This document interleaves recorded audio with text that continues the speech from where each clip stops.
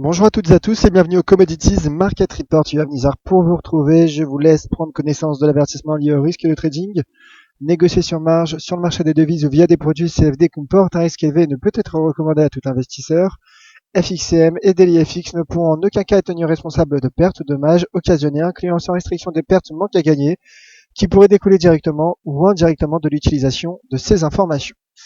Voilà donc pour l'avertissement lié au risque de trading et j'en ai chargé sur les matières premières et devises de matières premières. Pourquoi? Car il se passe beaucoup de choses d'un point de vue macroéconomique. Donc tout d'abord cet après-midi il y aura la publication des stocks de brut hebdomadaires aux États-Unis selon le département de l'énergie. La livre sterling qui poursuit sa dégringolade sur fond de Brexit malgré des déclarations, on va dire, plutôt accommodantes entre guillemets de la part de Mark Carney hier. Et enfin, le yen, l'once d'or et le Bund qui sont bullish, qui profitent d'un climat d'aversion pour le risque qui refait surface, d'ailleurs, qui n'était pas vraiment parti, mais en tout cas qui refait surface avec la baisse des cours du pétrole et la baisse donc des indices des marchés actions. Mais avant d'analyser tous ces éléments, deux annonces à vous faire. Tout d'abord, je vous rappelle que vous pouvez obtenir la newsletter DailyFX France que vous voyez sur votre écran. Je vous mets le lien sur le chat. Voilà, la newsletter hebdomadaire de toute l'équipe DailyFX France. Et je vous rappelle également que vendredi, il y aura la prochaine journée de conférence en ligne DailyFX FXCM. Inscrivez-vous dès maintenant. Je vous mets le lien également sur le chat. Et voilà donc le programme que vous pouvez retrouver sur votre écran avec notamment des sessions de trading live, un programme chargé qui sera animé. Nous vous invitons à être nombreux tout au long de cette journée dès 9h vendredi. Alors le calendrier macroéconomique du jour, écoutez, peu chargé je dirais, mais toutefois en ligne de mire, 16h30, donc les stocks de brut hebdomadaires aux États-Unis, comme je le disais, et passons donc à présent aux analyses de marché. Alors bonjour à tous, vous êtes nombreux à me saluer sur le chat, je vous en remercie. Merci mon cher Tony, c'est adorable. Et n'hésitez pas si vous avez des questions ou des graphiques, des analyses, vous avez le chat et j'y répondrai au cours de cette présentation, comme à mon habitude, vous le savez maintenant. Comme je le disais, donc repli des bourses européennes, le CAC, le DAX qui finalement se replie, reste dans une tendance baissière, dans une dynamique baissière, le DAX qui repasse sous les 9300 points, le CAC 40 qui ne parvient pas, qui n'est pas parvenu à franchir les 4300 points et qui a effectué un pullback sur ce niveau technique. Donc risque baissier sur les indices européens sur fond de baisse des cours du pétrole. Et donc bien évidemment, les valeurs refuges, comme je le disais, en profitent. Les valeurs refuges en profitent. Alors le pétrole donc qui baisse et qui tire avec lui, qui prend avec lui les marchés actions. Le pétrole qui, alors que pourtant début de semaine il avait franchi le seuil à 32,75, en tout cas pour le WTI, restait toutefois éloigné de ses plus bas de 2008 à 36,18. Et donc le cours finalement se maintient dans une tendance baissière et reste couvert par cette oblique baissière formée depuis l'été 2014, donc risque baissier maintenu sur le cours du pétrole. Alors hier, je vous épare de mon opinion neutre sur les cours du pétrole, car finalement à court terme, il y a un mouvement plutôt latéral depuis 3 semaines environ, voilà, depuis un mois, depuis la mi-janvier. Mais finalement, les fondamentaux restent fragiles, l'analyse technique est baissière. Et donc, c'est la raison pour laquelle je ne préférais ne pas me positionner. Alors, en effet, le cours profitait ces dernières semaines, notamment de discussions, de négociations entre les pays membres de l'OPEP et de la Russie concernant un gel de production. Toutefois, hier, le cours a accusé une forte baisse suite à l'annonce faite par le ministre saoudien du pétrole qui a déclaré tout simplement que l'Arabie saoudite ne gèlera pas sa production. Et dans le sillage finalement de l'annonce qui a été faite par l'Iran, qu'elle également a déclaré qu'elle ne gèlerait pas sa production et qu'elle n'abaisserait pas sa production pétrolière. Et donc, suite à ces annonces, le cours du pétrole, le cours de l'or noir s'est directement replié, mettant fin à un rebond technique mettant fin à un rebond technique. Donc risque baissier pour le cours du WTI, je pense qu'il pourrait atteindre ce support technique à 29,50 dans les prochaines séances, peut-être les prochaines heures. Alors bien évidemment avec l'annonce attendue cet après-midi, en effet il y a d'autant plus un risque baissier. Comme vous le savez depuis plusieurs semaines avec cette annonce, le marché semble finalement se servir de cette forte volatilité pour vendre, en tout cas pour aller dans une direction, même si c'est en incohérence avec la publication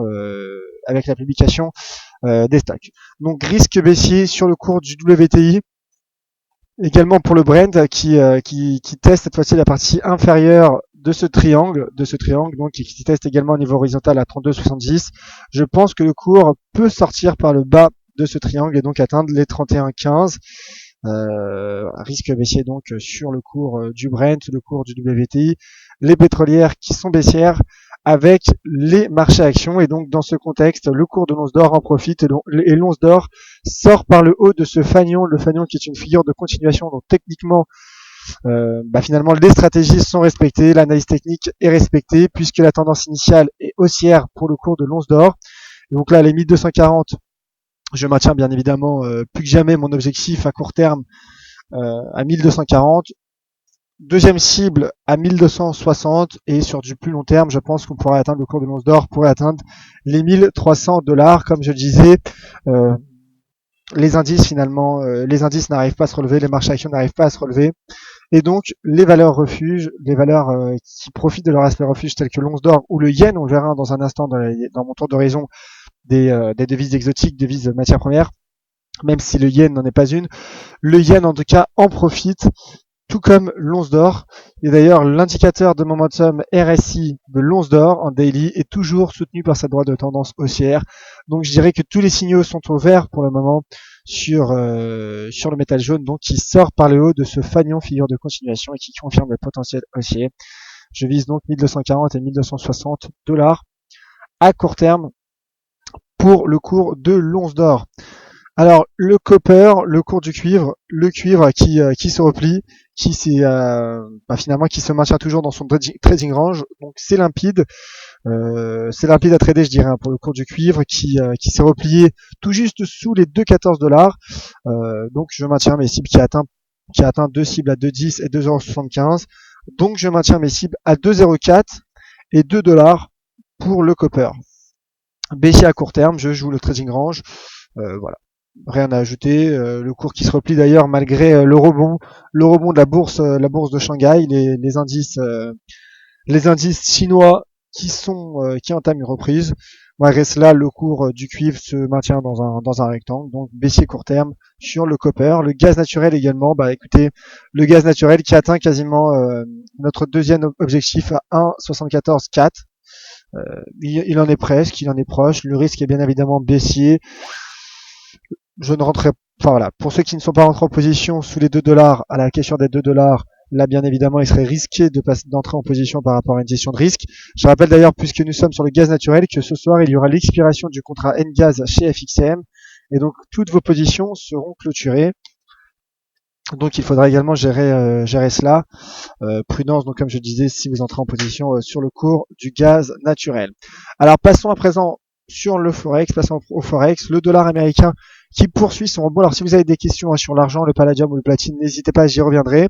Je fais un petit tour sur le Forex, et s'il nous reste du temps, pourquoi pas revenir sur ces actifs. Alors le dollar américain, comme je le disais, qui se rapproche de cette résistance, de son point haut de 3 semaines quasiment. Malgré hier des publications décevantes aux États-Unis, avec notamment le ralentissement de l'indice de confiance des consommateurs selon le Conference Board, et également le ralentissement de l'indice Case-Shiller des prix au logement aux États-Unis, le dollar poursuit sa hausse dans le sillage de la publication vendredi d'un taux d'inflation aux États-Unis supérieur aux attentes du consensus. Donc le dollar finalement reste fort, qui explique notamment que la hausse de l'once d'or soit légèrement ralentie par rapport au yen qui est décorrélé du dollar, en profite largement. D'ailleurs, passons au yen justement. le yen avec des stratégies donc initiées hier et tout au long de cette semaine, euh, et notamment le GBP yen. Donc comme vous voyez, je suis vendeur sur le GBP yen. Pourquoi? Car la livre sterling est la devise la plus vendue sur le Forex à l'heure actuelle. En tout cas, la devise majeure la plus vendue.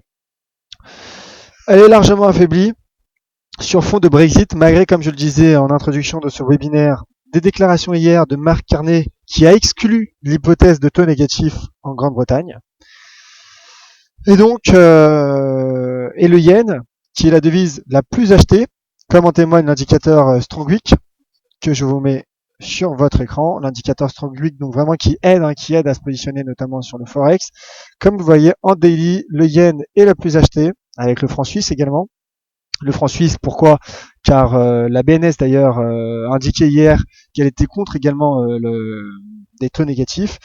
Et donc, finalement, le GBP yen, c'est peut-être la stratégie à adopter en 2016, la stratégie vendeuse à adopter en 2016. En tout cas, c'est pour l'instant celle que j'adopte. Et ma foi, ça marche plutôt bien. Donc baissier sur le taux de change GBP yen et baissier d'ailleurs sur toutes les paires, en livres sterling. Le GBP CAD, malgré le repli du pétrole, le CAD se renforce face à la livre sterling, ce qui montre donc bien la faiblesse de cette devise. Alors le GBP AUD, j'en parlais hier dans ce webinaire. Le GBP AUD qui poursuit également sa baisse. Et ce qui est intéressant, c'est que le cours est sorti par le bas de la bande inférieure de Bollinger en daily. Donc je vise 1,9188 dollars australiens pour le GBP AUD. Le dollar australien qui d'ailleurs s'est affaibli également. Le dollar australien s'est affaibli comme vous le voyez sur ce graphique. Alors en effet, il y a eu un bull trap hier.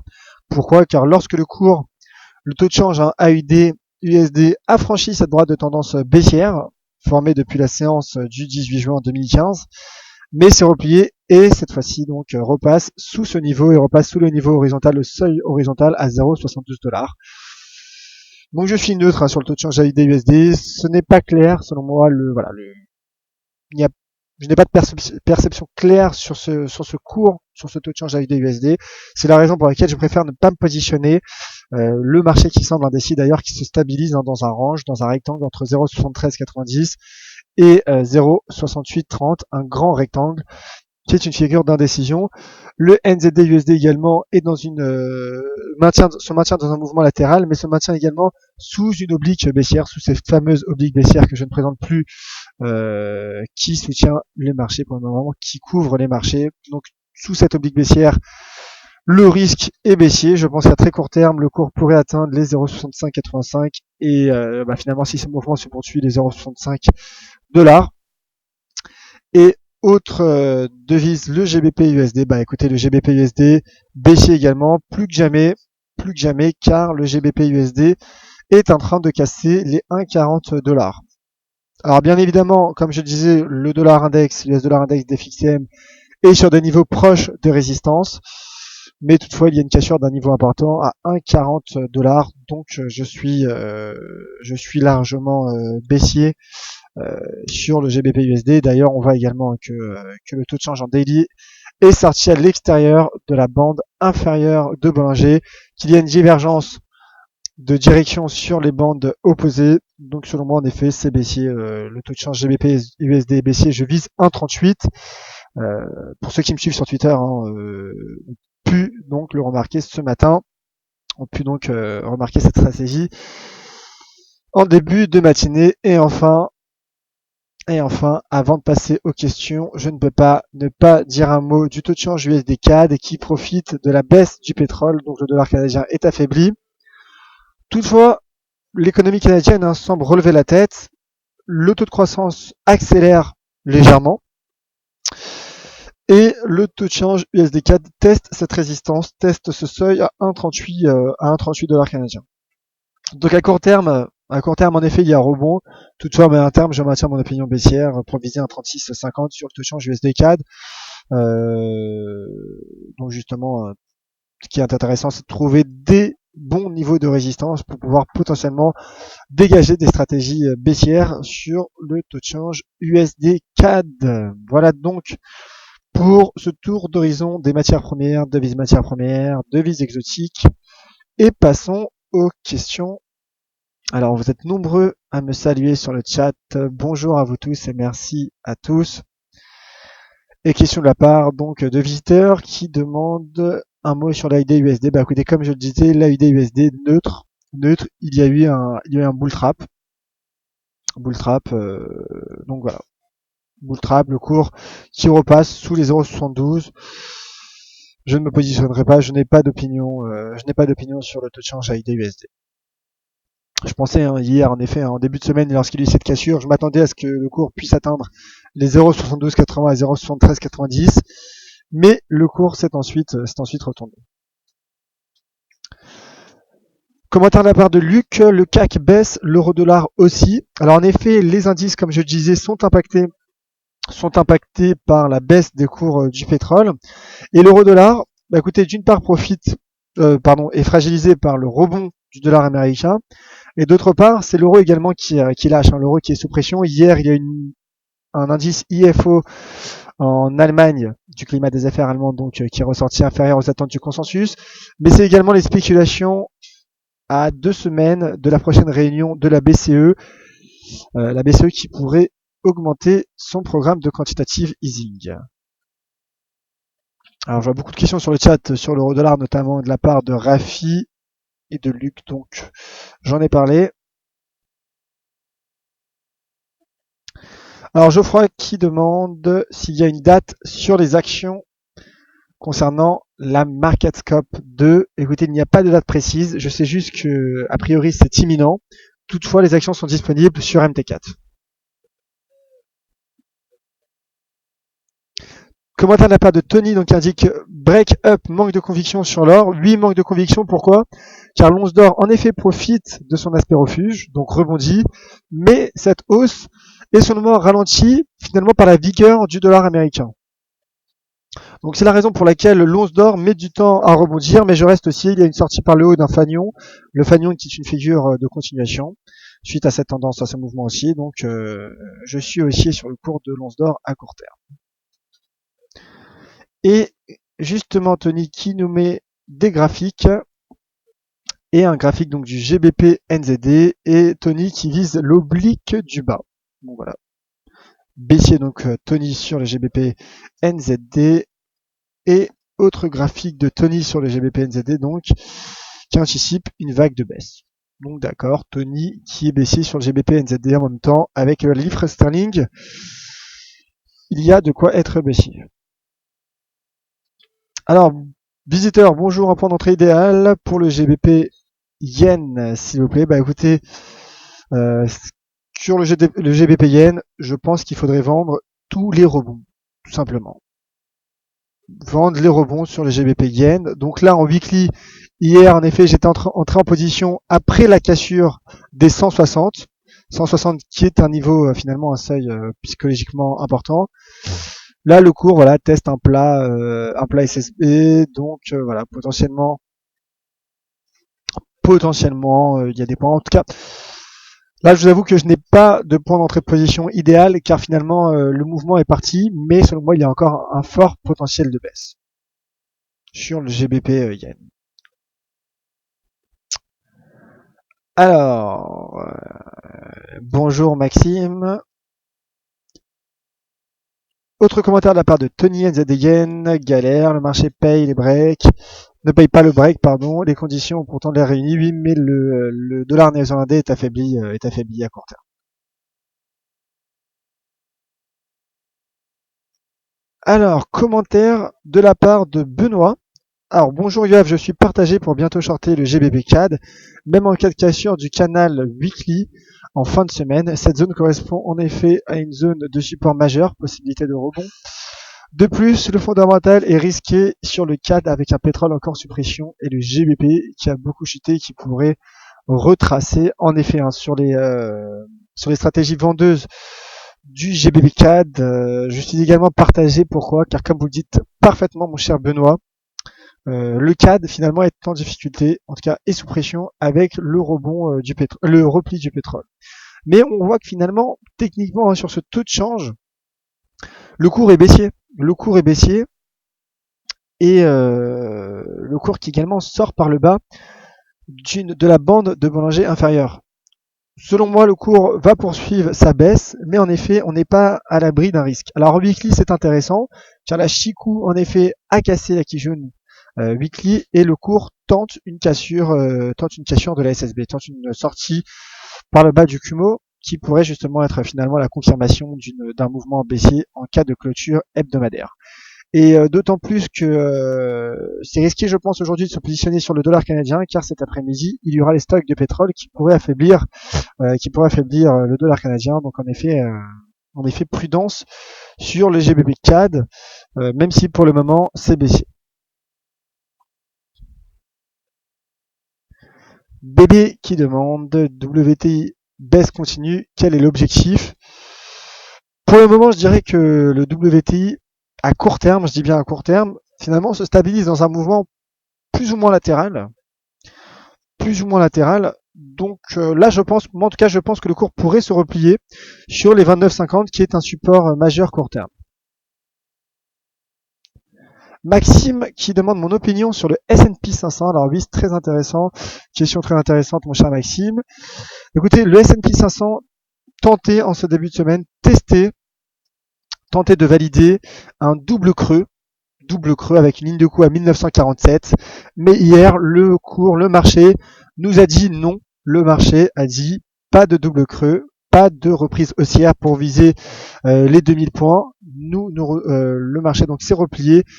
Et en effet, là, nous sommes dans un trading range. Je pense que dans les prochaines séances, à court, moyen terme, la cible à 1870 me paraît envisageable. Alors, c'est toujours pareil. Si vous entrez en position maintenant, prudence, de façon à gérer votre risque avec cette résistance, cette ligne de coup à 1947 points. Mais en tout cas, je suis baissier sur les indices. Je pense que le pétrole a encore un potentiel de baisse et donc les indices européens et américains ont, selon moi, encore un potentiel de baisse à court terme. Alors, autre graphique de la part de Tony. Et cette fois-ci, c'est sur l'AID USD. Voici donc la vision de Tony, toujours la même si je me suis fait sortir, déclare Tony. L'AID USD, en effet, qui teste donc la partie supérieure d'un canal, ce qui pourrait expliquer notamment en weekly, ce qui pourrait également expliquer ce repli sous 0,72. Alors, autre question de la part de visiteurs. Bonjour Yav, je ne sais pas si tu as déjà parlé de l'USD Yen. Non, je n'ai pas encore parlé de l'USD Yen aujourd'hui. J'ai parlé du Yen, j'ai parlé du dollar, mais je n'ai pas parlé de l'USD Yen. Bah écoutez, d'ailleurs, hein, l'euro-dollar, puisque là, mon graphique est affiché sur l'euro-dollar, là, je suis baissier. Je maintiens mon opinion baissière et donc là, je vise à court terme les 1,0945 pour l'euro-dollar. Donc pour le moment, ce mouvement se confirme. Donc ça, c'était pour la parenthèse. Passons sur l'USD Yen à la demande de visiteurs. L'USD Yen, comme je le disais hier, c'est baissier. Le risque est toujours baissier, mais proche de niveau de support. Donc baissier, mais je n'entrerai pas tout de suite en position pour l'USD Yen, pour ce taux de change. Voilà. Le court teste ses plus bas hebdomadaires. Le cours qui a bien baissé également. Le yen qui se renforce, le dollar également qui se renforce, mais le dollar qui teste un niveau de résistance pour l'US dollar index. Donc finalement, je ne me positionnerai pas, mais toutefois, bien évidemment, mon biais est baissier sur l'USD yen. Voilà mon cher visiteur. Gilles également, j'ai 17 qui demandait du USD yen. Voilà, je viens d'en parler, c'est parfait. Alors plus d'autres questions sur le chat, ainsi s'achève ce Commodities Market Report. On se retrouvera de vive voix à 17h30 pour la closing bell, pour notamment analyser l'incidence et l'impact de la publication des stocks hebdomadaires de brut aux États-Unis qui sont publiés à 16h30. Je les publierai sur Twitter @suavnizar. Je vous invite d'ailleurs à me rejoindre sur les réseaux sociaux. Prochain point de marché dans quelques minutes, dans quelques instants, avec Vincent Gann pour le morning meeting de 11h. Merci à tous d'avoir été nombreux pour ce live et également d'avoir participé sur le chat. Très bonne journée, prudence sur les marchés, comme toujours, et à tout à l'heure. Très bonne journée, c'était Yoav Nizar pour le Commodities Market Report de DailyFX.